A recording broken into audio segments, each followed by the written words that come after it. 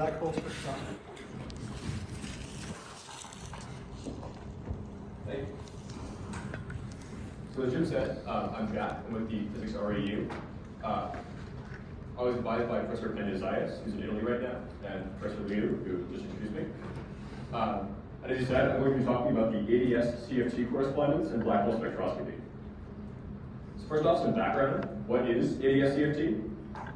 The anti-AdS interspace conformal field theory correspondence, or AdS CFT for short, because that's a mouthful, is a relationship between theories of gravity, like string theory, and field theories like QCD. It provides an incredibly useful way of looking at things, because you can formulate questions about one theory in terms of questions about another theory. The idea being that it might be easier to solve a problem in one than the other, so you can approach things from the other side. In particular, the correspondence says that at the boundary of a d+1 dimensional theory of gravity on AdS lives a d-dimensional conformal field theory, which if you don't know what those mean, we'll get into that in just a second. First off, AdS in the gravity side. An anti-AdS interspace is a space with constant negative curvature. You can think like a hyperbola, but anti-AdS interspace has a time component as well. When we talk about theories of gravity on AdS backgrounds, so you can imagine you have some AdS, you add in gravity, now you can have things like black holes and curvature and so on. When we talk about any sort of theory of gravity, we should talk about things in terms of metrics. The metric tensor tells you about geometry of some space. If you take in GR or something, then you might be familiar with this. This is the metric, for example, for AdS. And theories of gravity should satisfy the Einstein field equations, where R here is the Ricci curvature tensor. It is just a function of the metric. The metric should determine everything about your geometry, so there's things like curvature that you can calculate from that. On the exact flip side, we have conformal field theories. A conformal transformation is a transformation that does not, that does preserve angles, but you can stretch and curve things. So for example, in this transformation here, you can see that anywhere that is a 90-degree angle on the left is also mapped to a 90-degree angle on the right. However, we still stretched and scaled things. So this is a conformal transformation. If you have a quantum field theory that is invariant under conformal transformations, which means if you do a conformal transformation, it does not change the underlying physics, and that is called a conformal field theory.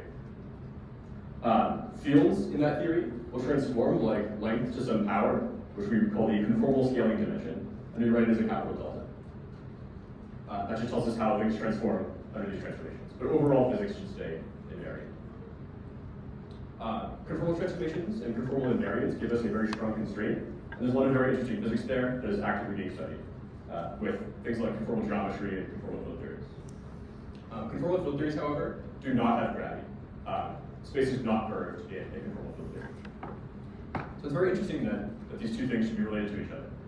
Seemingly there's no connection, but it turns out that there are very rich connections between theories of gravity and conformal field theories. In particular, the sort of prototypical example is that masses of fields in your gravity theory will be related to the scaling dimensions in your conformal field theory. So for every field in your gravity theory, there should be some corresponding operator in your conformal field theory. There should be a connection between your masses and your conformal dimensions. The goal then is to find what that relationship is, and so on. There's more connections than that. This is a sort of cheap example. As I said before, we can write questions about one sort of theory in terms of questions about the other theory, and allow us to sort of approach things from the easier side. This is just a diagram. Instead of sort of space, you can see at the boundary of it lives that conformal field theory. Changing gears a little bit, we'll talk about black holes. So black holes have three independent properties. Black holes have a mass, black holes have angular momentum, and black holes have electric charge.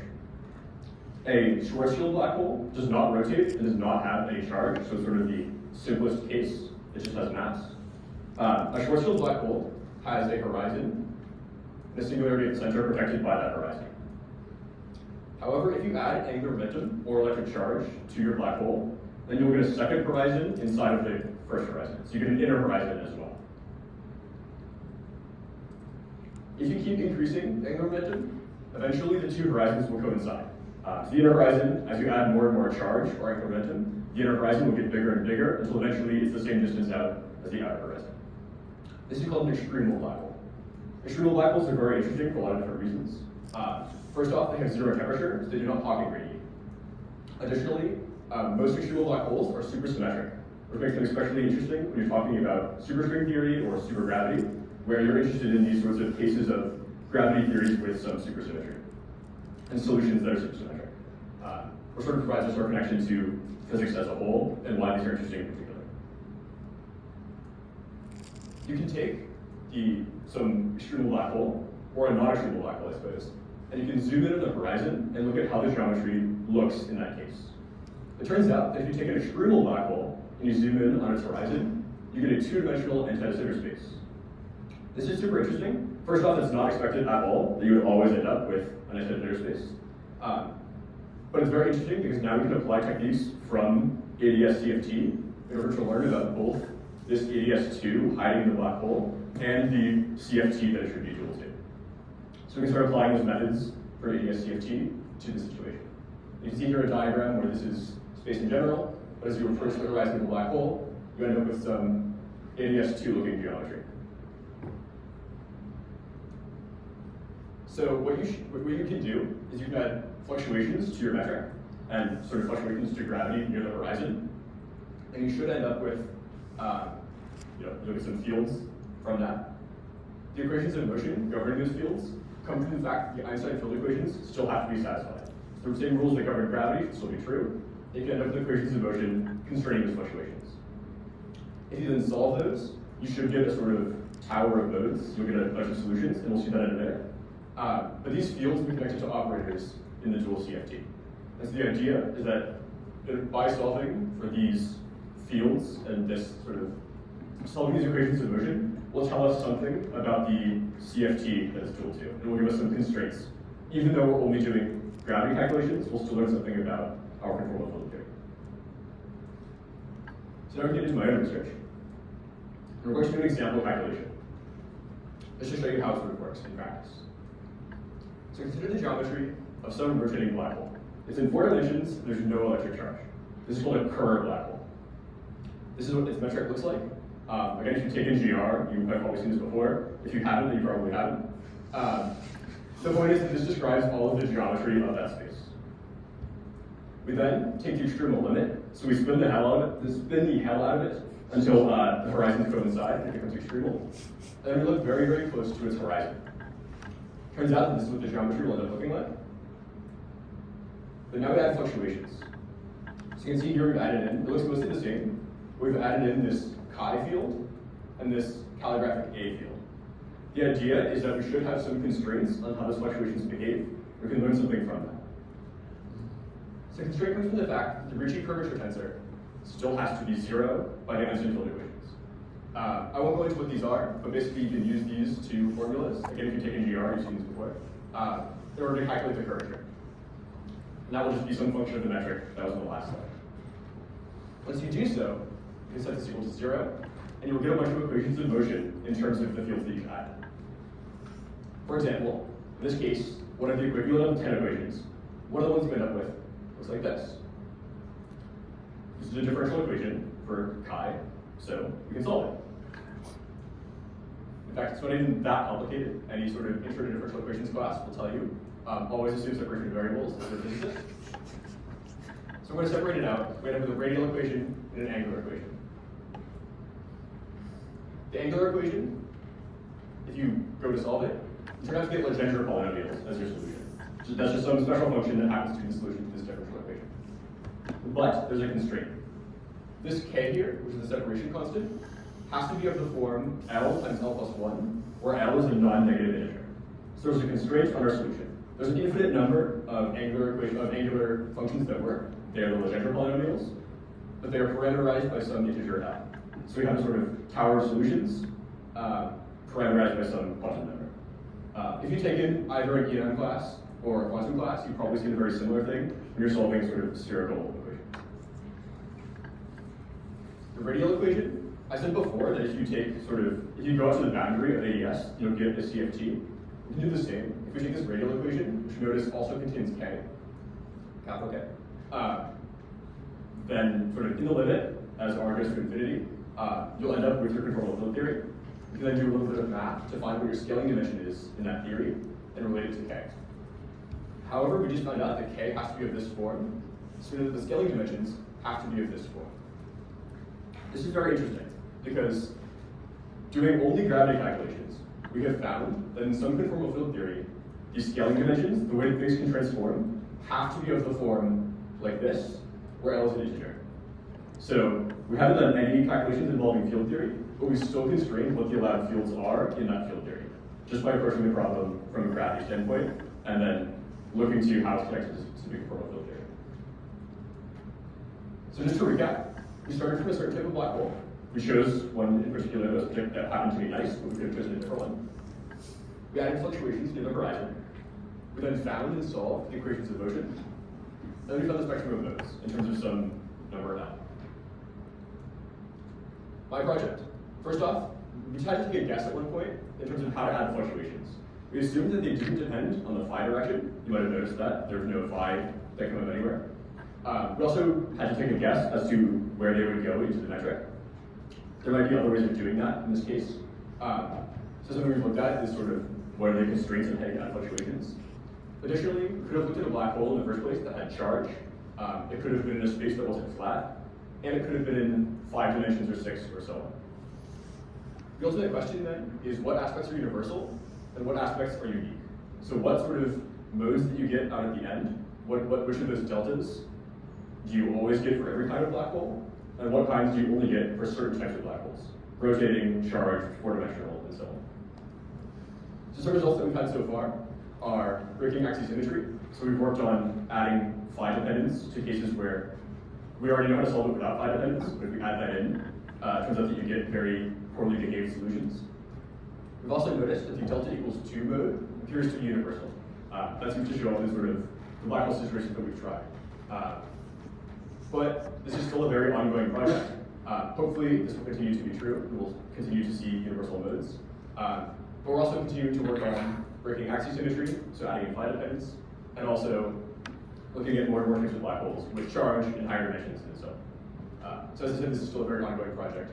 We've had some pretty promising results so far. I want to give my acknowledgements to Professor Pando-Zayas, who again isn't here, but was my advisor, and Professor REU for advising me, as well as with Professor Campbell running the REU program. I also want to thank everybody here, all my fellow REU students. It's been a great summer. If you guys have any questions that you don't want to ask out loud now, feel free to reach out to me at my email address. Otherwise, thanks.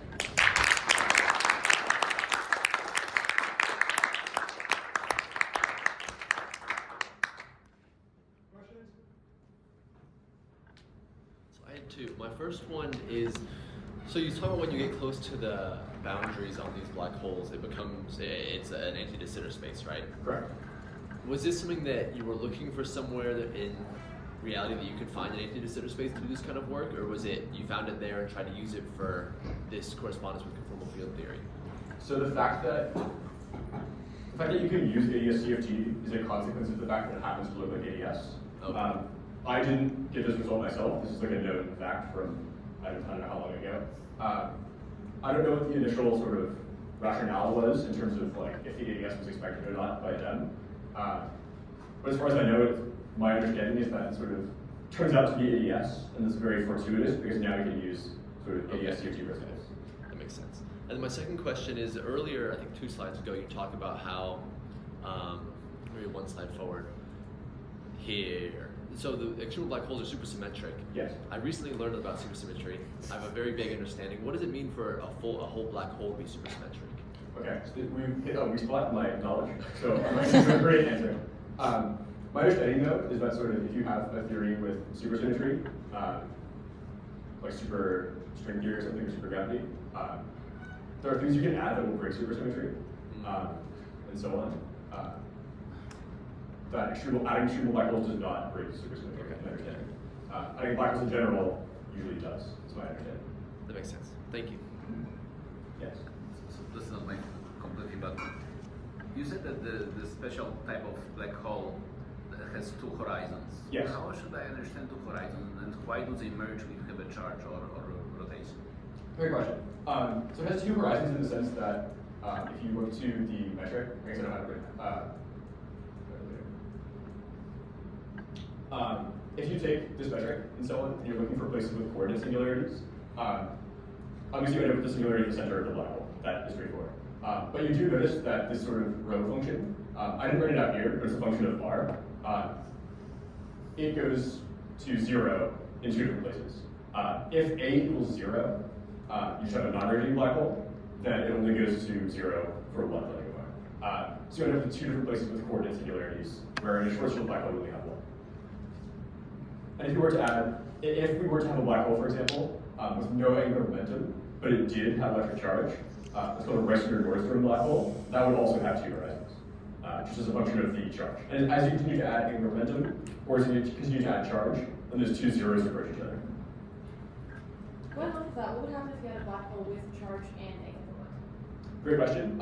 Increasing either will still increase it, so you get a trade-off. You certainly can. That's like for a Newton black hole. There does hit a point where once you hit the extremal point, you can't add any more because then you get a naked singularity. The singularity is no longer protected by the horizons because the horizons will disappear past that point. But you certainly can have a black hole with charge and angular momentum. And the same sort of principles will apply. Yes? So near the beginning, you showed the metric for, I believe it was just a sample AdS. Yes. So what are the differences to the x mu's and the z coordinates? Great question. So the x mu's are just regular flat space coordinates. So Minkowski space coordinates. And whatever coordinate system you like. Z is then our sort of interesting dimension. Z is the one where if you take z to infinity, you get sort of a boundary and so on, like your conformal boundary. So these coordinates are nicely behaved as you would normally expect. And for constant z, they sort of get like an x space. But z is a sort of interesting AS coordinate. Okay. This is not the same z from like the z direction. Okay. You can have anti-zero space in any number of dimensions. Today we only talked about AdS2 with 2-dimensional anti-zero space. But in general, you could have AdS5 or so on, and there would just be 4 coordinates here plus a 5th z coordinate. Yeah. Yes. Aside from the choice of how do you choose that? How do we choose this? Great question. So this actually came from a paper by Alejandro Castro. Something we've looked at is sort of what the rationale behind that is. At the end of the day, sort of there is some guesswork certainly involved. There's some logic to where it can be added. So for example, it is sensible that it would go into these sort of leading functions because that sort of will warp the geometry in a nice way. Something we have looked at, for example, though, is you'll notice that chi appears here twice. It's entirely feasible that instead of chi appearing twice, there should be 2 different scalar fields. Something we've looked at is what if these were 2 unrelated fields to each other? And it turns out that there's a lot of constraints on that. So for example, here, we computed the Ricci tensor. I only wrote down one of the equations that you get. The Ricci tensor has 10 independent components. So in total, there are 10 equations in terms of chi and A that you end up with. So some of those equations will constrain you in terms of what the relationship can be between your fluctuations. So you end up with sort of enough constraints that this is the most sensible guess, but it's entirely feasible that there's a sort of better, more general guess. That's sort of is nicer. But we also, so this is the sort of easiest situation. The next step to look for is sort of the same type of black hole, but in a space that's not inherently flat. And in that case, the guesses become more complicated. Something that we're working on now is sort of how do you figure out what the best guess is, your ansats for the fluctuations and how to add them, how many scalar fields there should be, what the connections between them are, and so on. So it is sort of guesswork, but with some constraints to improve the guess. Any other questions? Good, thank you.